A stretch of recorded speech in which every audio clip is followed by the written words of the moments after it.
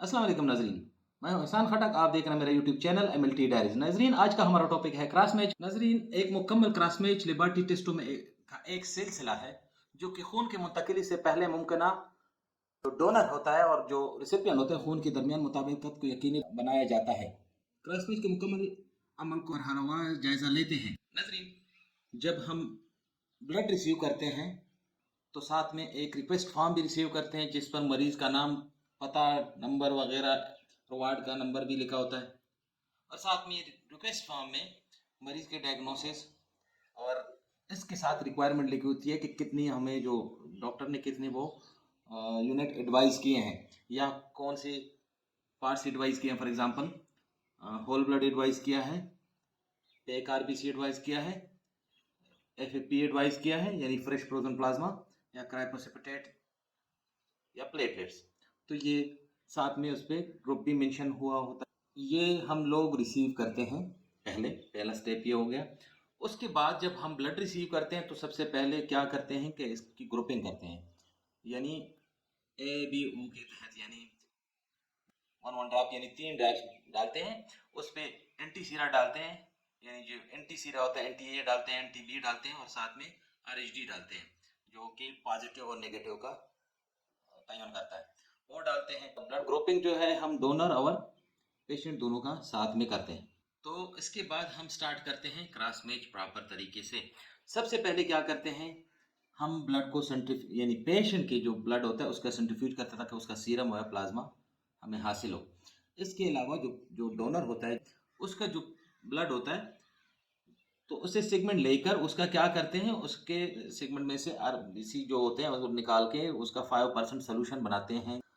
5% solution के बाद क्या करते हैं कि हम पहला स्टेप स्टार्ट करते हैं। पहला स्टेप जो 3 फेजेस होते हैं, फर्स्ट फेज में हम क्या करते हैं, दो ड्रॉप्स जो होते हैं वो सीरम के डालते हैं। 1 ड्रॉप्स क्या करते हैं, सेल सस्पेंशन जो कि यूनिट का होता है, जो कि डोनर का होता है, वो डालते हैं।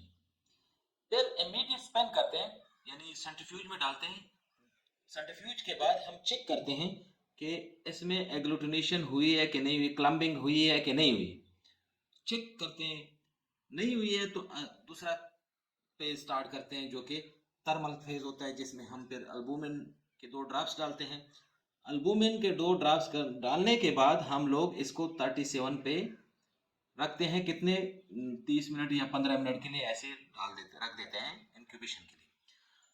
जब इंक्यूबेशन कंप्लीट हो जाता है 15 मिनट के बाद तो हम क्या करते हैं कि इसको फिर सेंट्रीफ्यूज करते हैं। सेंट्रीफ्यूगेशन के बाद फिर क्या करते हैं, 30 सेकंड के लिए 1000 RPM में सेंट्रीफ्यूज करते हैं। वो सेंट्रीफ्यूगेशन के बाद हम लोग फिर चेक करते हैं कि आया इसमें एग्लूटिनेशन हुई है कि नहीं हुई। एग्लूटिनेशन नहीं हुई है तो फिर नेक्स्ट प्रोसेस स्टार्ट करते हैं। फिर क्या करते हैं, इस जो सेल होते हैं इसको फिर 3 टाइम वॉश कर देते हैं नॉर्मल सेलाइन के साथ। 3 टाइम वॉश के बाद फिर क्या करते हैं कि DAT जो कि कॉम्स रिएजेंट होते हैं वो डालते हैं 2 ड्रॉप्स। उसके बाद फिर क्या करते हैं, वो डायरेक्ट स्पेन कर देते हैं, सेंट्रीफ्यूज कर देते हैं। सेंट्रीफ्यूगेशन के बाद चेक करते हैं कि एग्लूटिनेशन हुई है कि नहीं हुई। नहीं हुई है तो फिर इसके बाद क्या करते हैं, चिक सेल होते हैं जो कि कमर्शियली प्रिपेयर्ड होके आते हैं, वो डालते हैं, फिर सेंट्रीफ्यूज करते हैं। सेंट्रीफिकेशन के बाद फिर चेक कर देते हैं कि आया इसमें एग्लूटिनेशन हुई है कि नहीं। अगर एग्लूटिनेशन हुई है तो इसका मतलब ये कि ये हमारा जो प्रोसेस है वो बिल्कुल ठीक है। ये चेक सेल की बात कर रहा हूँ। चेक सेल के बाद एग्लूटिनेशन का होना ज़रूरी है। अगर एग्लूटिनेशन हुई है तो हमारा प्रोसेस सही है, हम लोग सही काम किए हैं। अगर चेक सेल नेगेटिव है मतलब कि हमसे कोई मिस्टेक हुई है। तो नाज़रीन, अगर आपको टॉपिक पसंद आया हो तो नाज़रीन प्लीज़ लाइक और सब्सक्राइब कीजिए और साथ में बेल के आइकन को दबा दीजिएगा ताकि मेरे हर आने वाली वीडियो की नोटिफिकेशन आपको बराबर